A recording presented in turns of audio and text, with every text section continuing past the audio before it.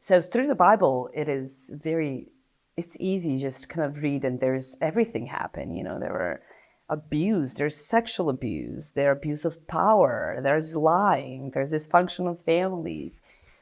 But if we can kind of, can distinguish different types. I mean, I'll mention few, but there are certainly more. Sometimes the suffering is as a consequence of our sin that we see in David's life, and it was very painful.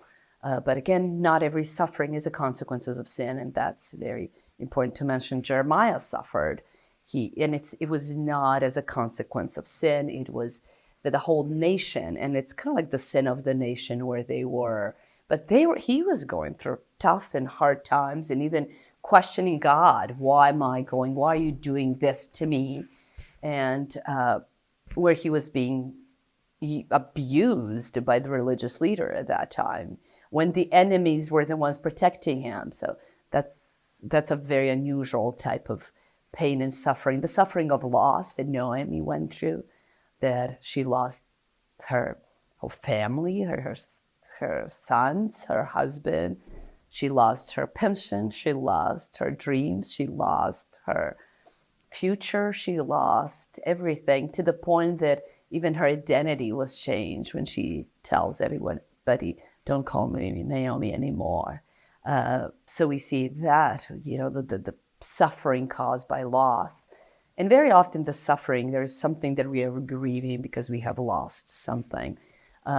Job's suffering, that is kind of a mysterious suffering, even though there is loss again, but it's also suffering that it's kind of being attacked in every area.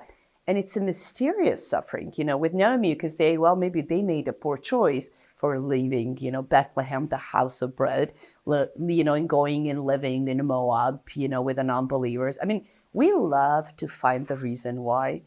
Why is there a suffering in somebody's life? We think we do, because if there is, that means that I can avoid it. So if I don't do that and that's not going to happen to me. So I'm going to pay attention. I'm going to watch. So there is this mysterious suffering of Job, that what he didn't pay attention. He was even sacrificing and giving a sacrifice to God so that he can ask for forgiveness if his kids did something. So we don't even know that they did something. So it's like, why did this? So that suffering is really unsettling for us, because can a good man really suffer? And why is a good man suffering? But then we have a suffering of Jesus, suffering of Paul, and then invitation to suffer with him. And that is something that, we kind of see the invitation to rejoice with him, to be felt with him, to share with him. And then those are all good things. And of course, but invitation to suffer with him. So yeah, I think the Bible is interwoven with a lot of pain and suffering, but certainly joy. There's that dichotomy that even Paul is talking about. Sad, even always rejoicing. Poor, but, like having so much.